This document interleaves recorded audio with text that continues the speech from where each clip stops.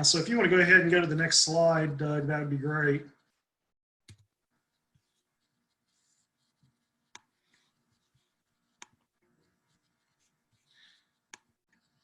Okay, so like I said, I just want to do some sharing today on some things. Clearly, 3-4 weeks ago, we could have never predicted where we are today. Really unprecedented. And that's been hard. I mean, I know last week I was really feeling it, and I've talked to some other principals too, even what Keith said earlier about missing the kids, just that sudden abrupt change in what we had planned really has created a lot, I think, anxiety and just uncertainty. And so we need to be mindful of that and keep that in mind when we're working with our staff and with our students also. But this is a learning experience. I think we can look at it like, you know, we just got to get through this.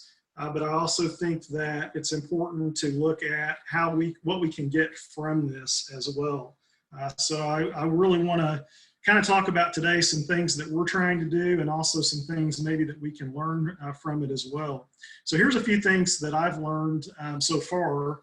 And it's just really how unpredictable the future is, right? We just can't know exactly what is in store, but we can always be trying to prepare for anything, be prepared for the unpredictable possibilities that happen.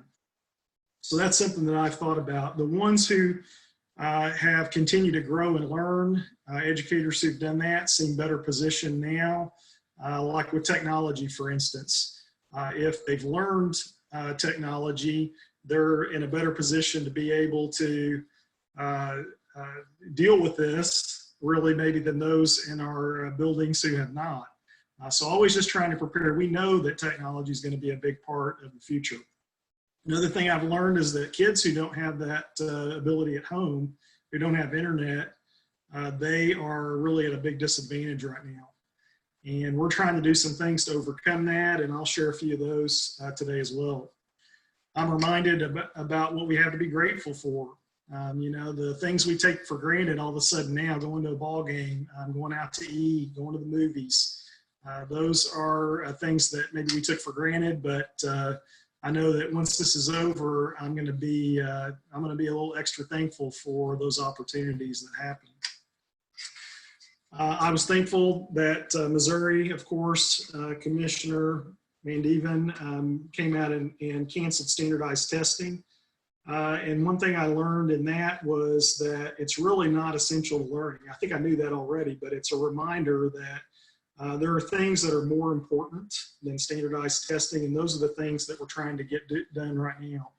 And from what I'm seeing, most educators are really going above and beyond to get those things done. Learning is more than just the academic content that we have to teach. So today, when we're talking about overcoming challenges to remote learning, I think we're talking about anything that has to do with the work we do with kids, because it's all related to learning, right? The connections, the relationships, all of that matters to learning. It's not just the academic content. So like remote learning is not just getting content to kids. It's doing the things that we do with school to make that happen. So let's go on to the next slide, Doug.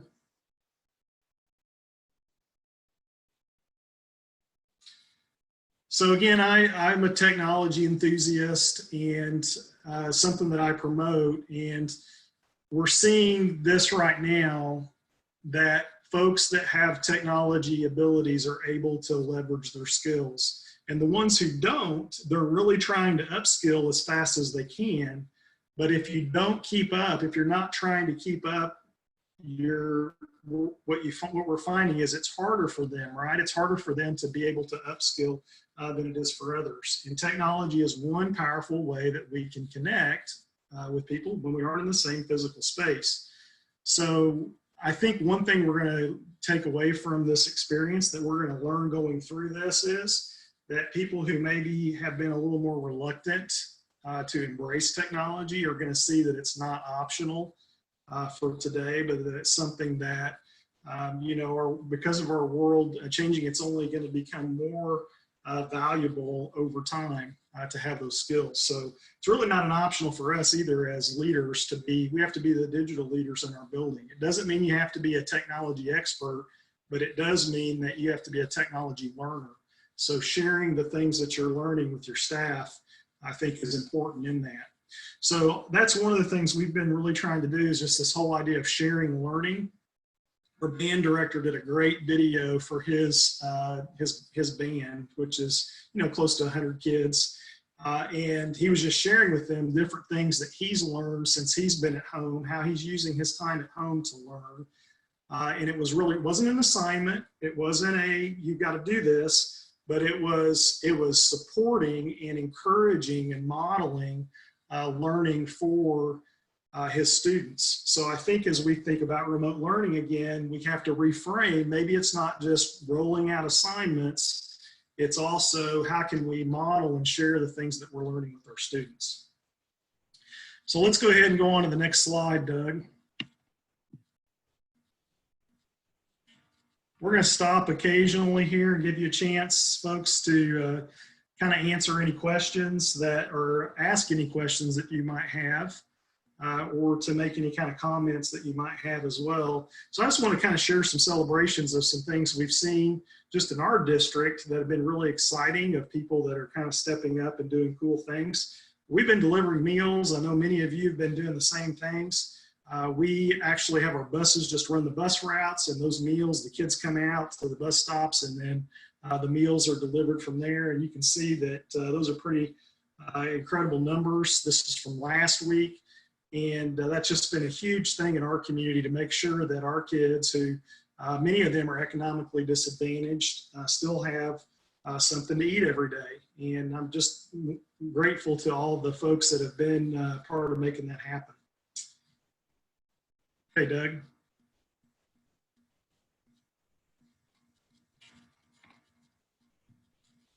This was a photo. We're doing kind of a spirit week this week in our district. It's district-wide. All the buildings are doing it. And this was a photo from some younger students of just what they're reading. Tuesday was Share What You're Reading Day, and they do that under the hashtag. And I thought that was just cute that the kids are sharing that. So every day this week, we have a different theme that we're all following. Next, Doug. And then in our building, we did a flip grid with some of our students and asked them to give a shout out on Monday to someone that they missed at school, maybe a teacher or student, or anybody really in the building that they just missed seeing, because that's just, we all miss each other, right? I mean, there's kind of a grieving process almost to, we were expecting this to be a certain way, and now it's different. You know, students, you'd think they'd be like, oh yeah, school's out, this is great. But what we're seeing is that a lot of our kids are really feeling that, like that's heavy. There's some grief in that, like they're not getting to see their friends. This wasn't how it was supposed to be. This wasn't how it worked. So having that empathy and understanding that and giving them an outlet for that is something that we tried to do. So these messages were really cool as students kind of reached out and shared some things. Okay, Doug, next one.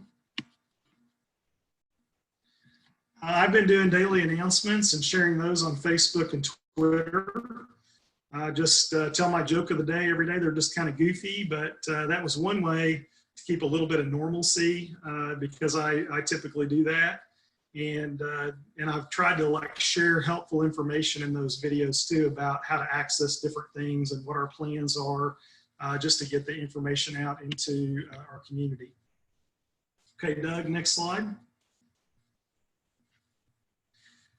I saw this on social media, on Twitter, I think, and I get so much benefit, so much value added from my learning network there, my PLN, and just thankful for, you know, the value that that does add. But these questions I thought were great. If kids did these things, if any of us did these things every day during this school closure time, we would see continued growth and just development of ourselves. It would be good for us. It's healthy, right? It's good for us. So these questions were great. Just being grateful, getting outside, checking in on people, lifting up others, you know, making sure that we're being physically active. Great advice here, I thought, that I saw on Twitter. Okay, Doug, next slide. Keep in mind that your students hopefully are spending some time learning. This was a painting that my daughter did. And again, it doesn't have to be an assignment, right? They can still be learning based on their passions, the things that they're interested in. And I think if we can help encourage that and just nurture that and shine a spotlight on that, that's one way that we can continue to lead in this without just keeping school just like it was. So instead of giving students just something to do, here's a way that they can, take some of their passions and develop those. So she did this painting last week, actually, and was really proud of it. Dad moment, right? I had to share it with you guys. But it was just one example of something that she's done, and she's had several little projects that she's been doing that are good, that are not necessarily related to academic content, but they are great learning experiences and just great things for kids, great things to do. Okay, Doug.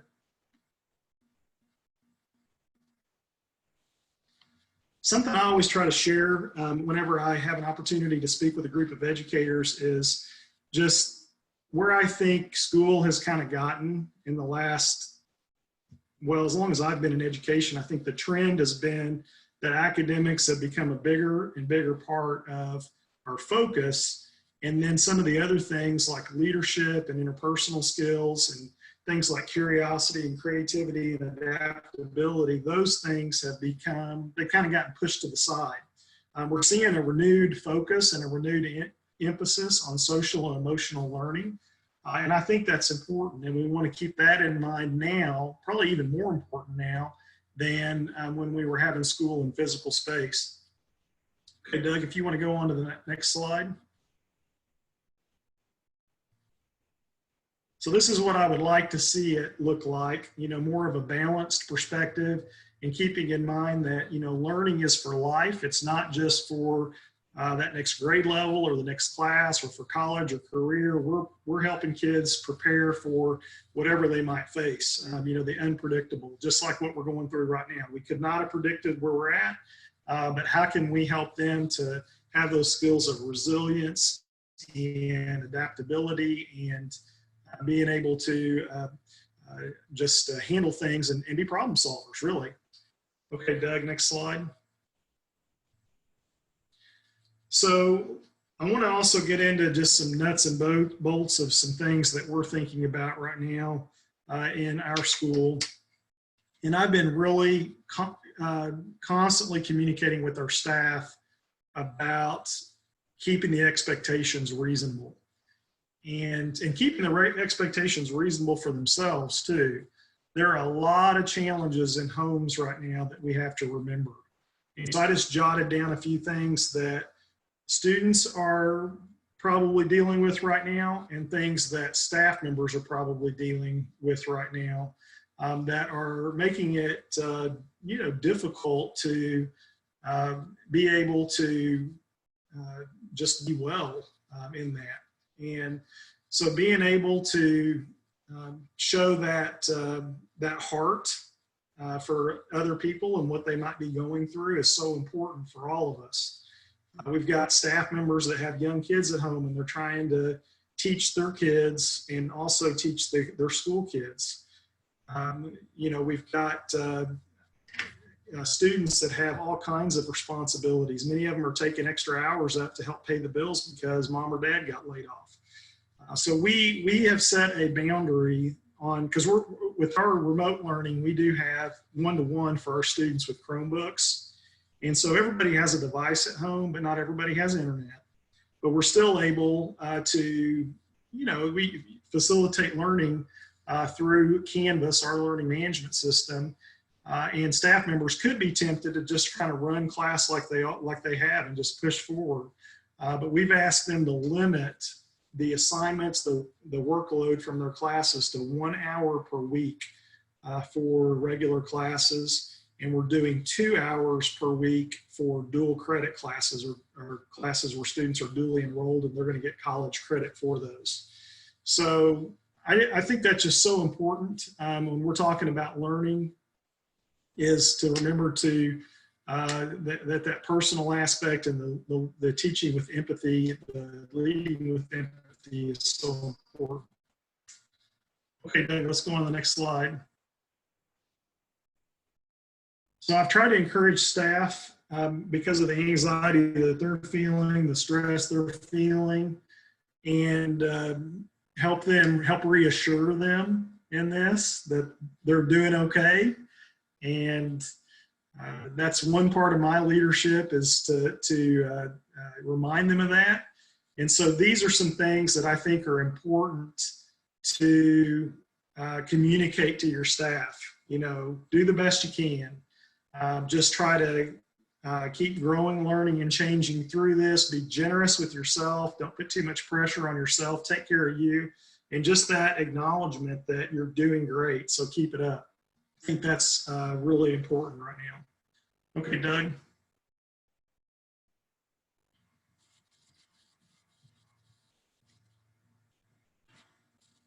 So as we think about how we're going to approach remote learning, I think that we're not doing it wrong. We can't go wrong as long as we're doing some of these things. Probably the most important one is that we're making the relationships the top priority, and that we're trying to meet needs of students and staff as much as possible. I think those things are so important. I have heard of schools that have just shut it down, you know, they're not doing anything. And I'm not here to really judge that. I just have a hard time understanding why we wouldn't continue to do something to add value to our students and our families. So I feel like we should be doing something, like we should have a bias towards action. You bring me a problem in my school culture with our teachers, we're going to want to do something to try to make things better.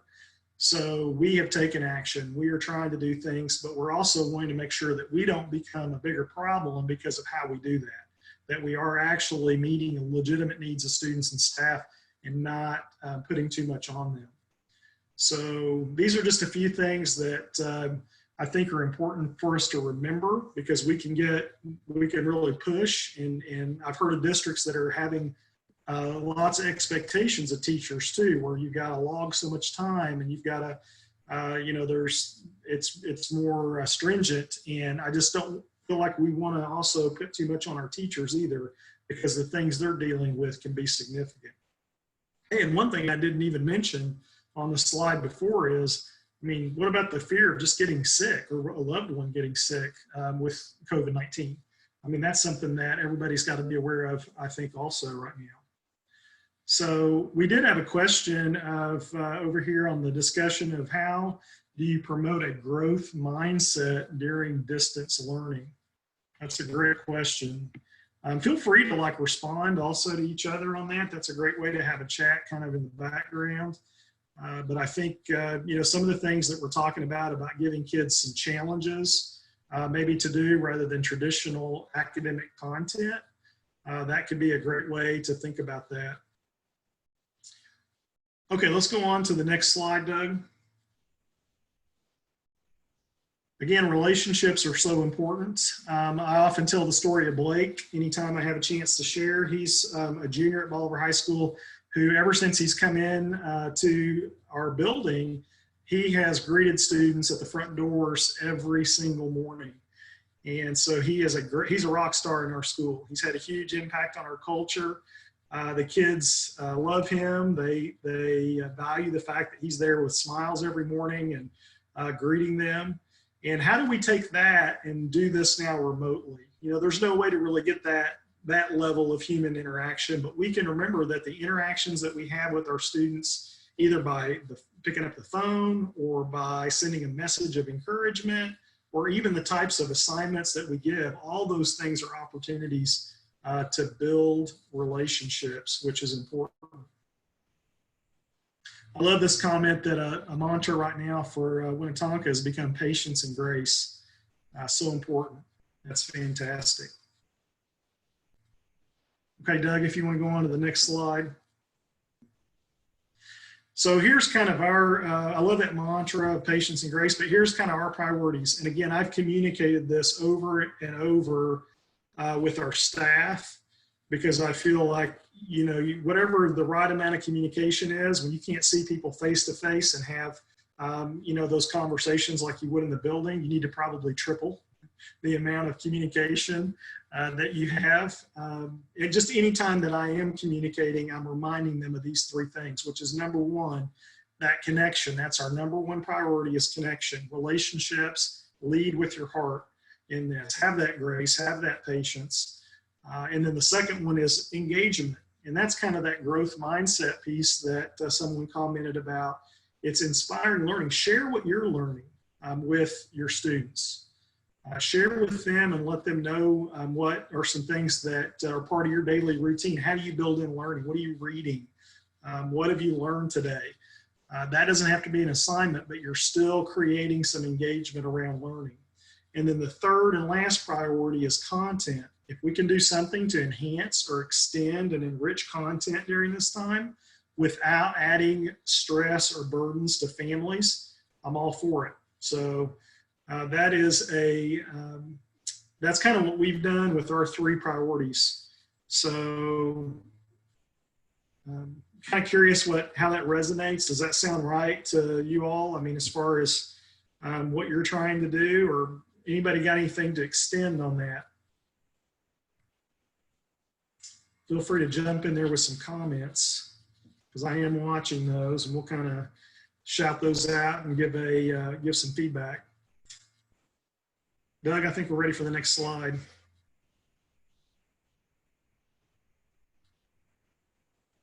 So engagement for us kind of looks like this. Rather than maybe a packet or a worksheet where students are just looking up answers or filling those out, how can we give them some questions? Instead of just having them here complete this assignment, what can we ask them to create? Is there something that can tie in with home that they can create? And then discussion, I think, is a great way to do that as well, because you're building relationships.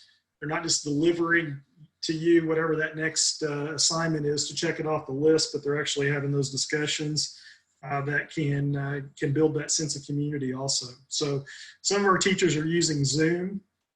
We also use Canvas because it has a feature in it where we can do conferencing, which is great. And just on Zoom for our district, we're not allowing the video to be used for students just because of privacy issues and things like that. But we are trying to still have some engagement in terms of at least being able to talk to kids, talk to each other, have discussions, and things like that. Okay, Doug, next slide. Now, one big topic that I've heard about from a lot of administrators is, what are we going to do about grades? How do we ensure equity? Some kids in our district, and I'm sure same for you, don't have internet access. Some don't have, it's on a level playing field even in the home, and what the expectations are, the stability, the stressors that they might be under right now, how much they're having to work to support maybe their family. So grades are a concern. But then on the other hand, you've got teachers that are saying, hey, if I don't give grades, then our student's going to do any of this work. Why would they do it if they're not going to get a grade? And unfortunately, I think we have trained students by the time they get to, especially to high school, probably to middle school too, that, part of learning is grades. Like, if you're going to do, they want to know, well, like, how many points is this worth? Will we get a grade on this? Will this question be on the test? All these things that are obviously not learning questions, but they are questions that our kids have come to learn to ask because the system has kind of trained them to do that, right? So we are, for our school, we are not going to give grades in the sense that it can't hurt them. Like, whatever their grade was when we left at the end of third quarter, that is the floor for them. Okay, their grade can come up, but it cannot go down. And so I'm encouraging feedback, or teachers to give feedback on work, and they can let them know, you got these were things that you did correctly. Here's some things maybe that could be done better. But we're going to find out what it's like and how students do when they don't have the grades as kind of a carrot. I really wish we could work on some systemic change and I know a lot of schools are doing that, but just to help them to not view learning as that has to have the grade attached to it.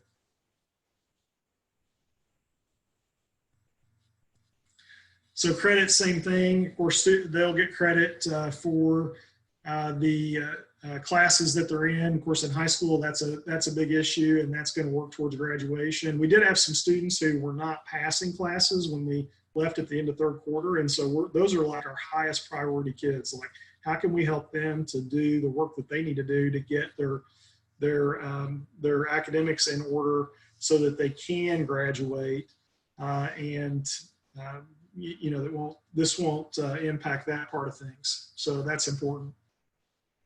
And that was a question that was just asked. How do you account for seniors who are failing a class right now for graduation? So we're going to try to reach out to them and help them to get on track, to get the work done that they need to do.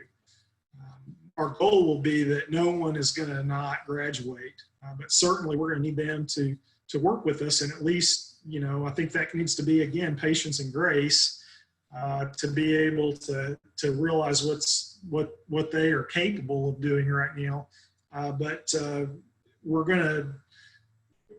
definitely going to have to work with them to help make that happen.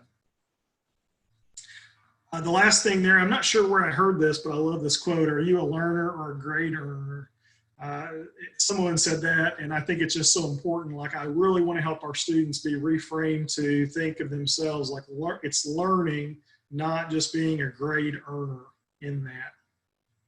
Okay, Doug, next slide.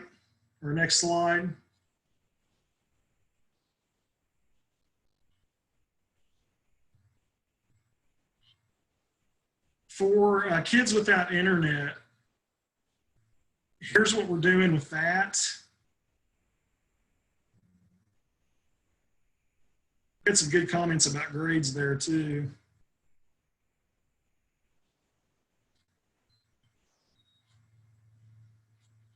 I think in our district, we're at about 10%. That's actually better than I expected it to be. We asked them to let us know. We kind of got feedback on through text. We blasted text messages out and said, hey, respond, call the school office, let us know if you don't have internet so that we can provide remote learning. We're still working on getting a count of everybody and where they're at on that. Do they have internet? Do they not?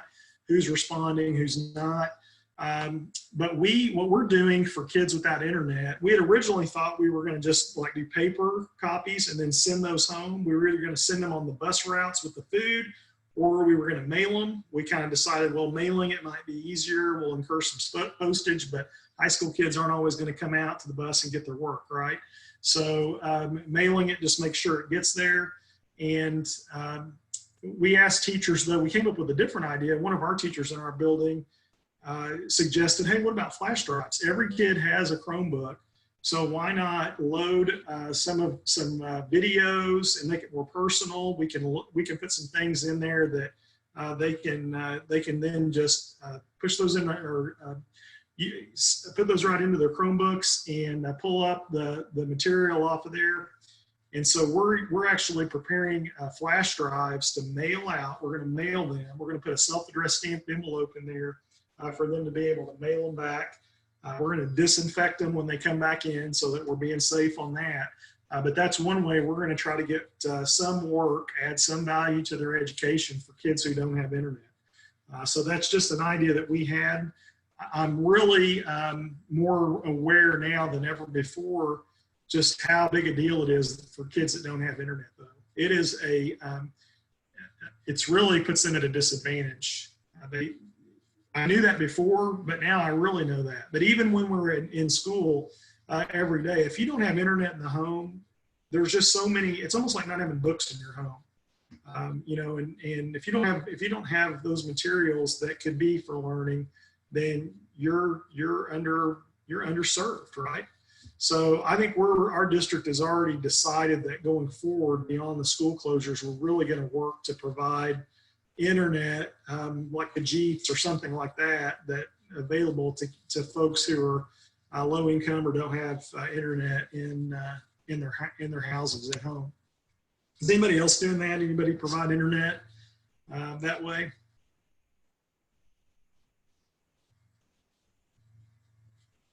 Looks like somebody was asking about, I know in a lot of the urban areas that some of the broadband providers are doing deals for folks that are low income. In our community, we reached out to all of our internet service providers, and then we publicized what they're doing right now. Some of them are doing free installations. They're doing a period of time for free, some things like that. Somebody here's Jeff saying they purchased hotspots for their students. We looked at that also, but we didn't feel like we could get them in place in time really before this school year was out. So I think we're just looking more at the long term on that. That's great. Yeah, this is a local provider that hooked up internet for all students without internet. That is awesome. Thanks, Corey, for sharing that. That's just a celebration. It's exciting. Looks like some other places having some resources there as well.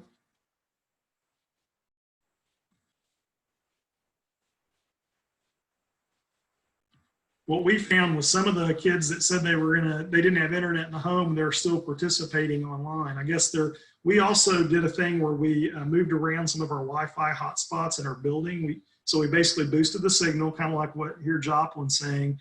Yeah, so that you can sit in our parking lot and actually get online and use that without having to get out of your car.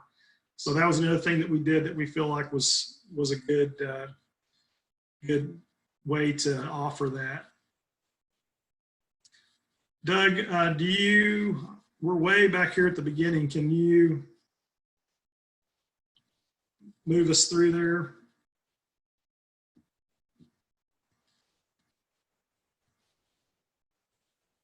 Sherwood, same thing, Wi-Fi in the parking lot. That's great.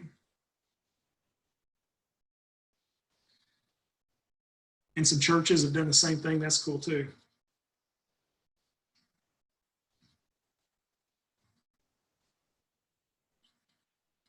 I think the hotspot industry has seen a lot of new business over the past few weeks, the Kajeets and those kinds of things.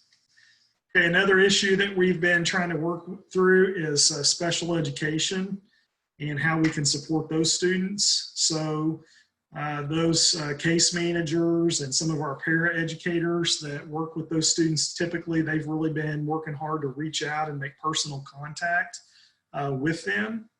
I know that some of the legalities of that are concerns that we have. I know some of that's been relaxed just a little bit. It's kind of like do the best you can. But as I understand it, IEP timelines and some of those things are going to stay consistent. So that process is going to have to go on either by phone or some other way of holding those meetings and that type of thing. But definitely we're working on that and trying to implement IEPs as best we can. You know, you can still do extended time. You can still do some of the accommodations, even if you're doing things that are more in an online environment. What other ideas does this group have, or what are you doing for special education? Does anybody have any suggestions with that?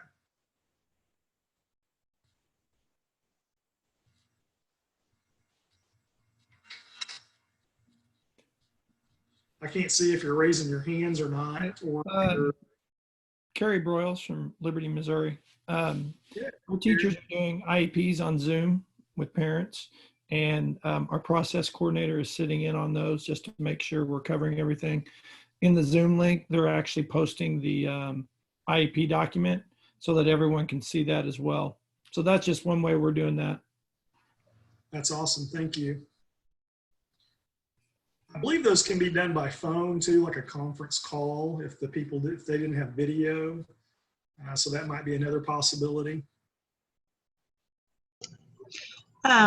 We've been told too at Mexico that getting the entire IEP team together on a conference call is not necessary, that as long as we're conferencing with the teachers like via email and then we get in contact with the parent, we can kind of bring everybody together, just maybe not all at the same time. That makes sense. Awesome. Thank you. That is a good way to do that because it would be maybe difficult to get everybody together, but you can collect that feedback and then go ahead and have that IEP meeting. I like this one. A lot of kids have things read to them, and so the teachers can record those readings and then send those out. One thing about that, we've encouraged like our teachers to use video, even if you're uncomfortable, because it is so much more personal. And it, I think, is what we're all searching for right now is like connection, you know, because we're so isolated. And so that a lot of our teachers have been doing videos to send out, or they've used Flipgrid or even Zoom. Even though the student side's off, the teacher can still interact. I like this virtual parent coffee meeting so that essential skills students, parents can talk and share ideas. That's a great idea as well. One thing I got an idea for my network too is, you know, normally as principal, you can just walk around the building and kind of see how things are going. You can talk to the kids, you can talk to the teachers, you can visit classrooms. But now all of a sudden it's like, how do I keep track of like what's going on and how students and parents even are experiencing this, like from their side, what we're trying to do with our education during the school closures. So we are putting together a like an advisory team of students, like a group of students with representation from each of our grade levels. And we're going to try to check in with them each week and do like a Zoom, probably audio call, or we might do it through like the discussion board feature on Canvas. But to get like dialogue and interaction with them about how they are doing with the remote learning, you know, what they're kind of experiencing in that, to hear their voice, kind of bring out that student voice. So that someone had shared that idea with me and I thought that was great. And so that's one way we're really going to try to engage our students in that. So, you know, the last thing, I think this kind of goes back to that, the slide about academic training, or how academics have become such a focus for schools over the years, and maybe some of the soft skills, the leadership, the interpersonal, the creativity, the curiosity maybe has gotten pushed to the side a little bit. And we're seeing this now more than ever. You know, school is not just being good at school. We're not even there now. We're not even at school. But we're wanting to help students. We're wanting to add value to them. We're wanting to help them do well in their lives before school. We're wanting to, you know, model for them what it means to reach for your potential, to aim for excellence. That's one of our core values, and we always try to teach that, and that we're trying to crush apathy here and not be content with the status quo and not be content with how things are, but to always try to grow, learn, and change. And so if we can have that message come through, kind of those core values of our school, then I think that is really, that's how we're going to measure our success. How can we take our core values, what's most important to us in our school, and try to continue that work as best we can going forward, because we want our kids to do well and be successful. So that's pretty much what I had to share for today. Thank you all for being here. Oh, I like this comment from Valerie too, doing some parent and student surveys about their experience with e-learning. That's a great idea. We did a survey to our students about just their wellness, like, hey, how are you doing? And we had like 150 kids respond to that, and it was good just to hear kind of how they were you know, dealing with the at-home life and knowing that their school year had come to a close. So, anything else for the good of the order here? Any other comments or thoughts? Here's a good question. Did schools send letters to parents explaining how we're doing grades? We have not done that yet. We've kind of just held off on that at this point. What are thoughts on that question? Because I can see how, you know, that could be a little bit tricky to communicate.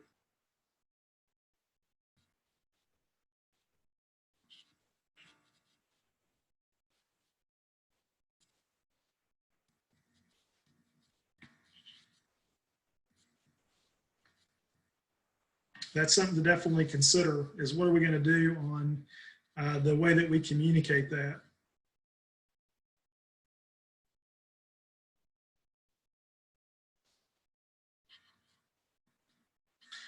Well, again, thanks everybody. Hang in there. Just want to give some encouragement to you. Thank you for what you're doing for kids and for learning. It's been a stressful time for sure, but the way that I've seen educators support each other overall has been fantastic, and Missouri educators are doing a great job leading up and really just making sure that we're showing up strong in these difficult times. So really appreciate you all being here today. If there's ever anything I can do to add value to you, on that slideshow, by the way, I did do a resources document, and it was the last slide. I forgot about that one, but it had a link where I just collected really everything that I've been gathering in my Twitter feed from other sources. There we go. Doug's gonna be able to get it up real quick. So I think there's one more slide there. Yeah, so here's the bit.ly on that. If you want to take a picture of that or whatever, you can check that out. And I added a lot of resources to that might be helpful during this time of school closures. So be sure and check that out. And if I can ever help with anything, let me know. I'm at David Geurin on Twitter, davidgeurin.com on just on the webpage, and reach out, give me a shout, and thanks again for being here today and for all you're doing. Doug, I'll toss it back to you.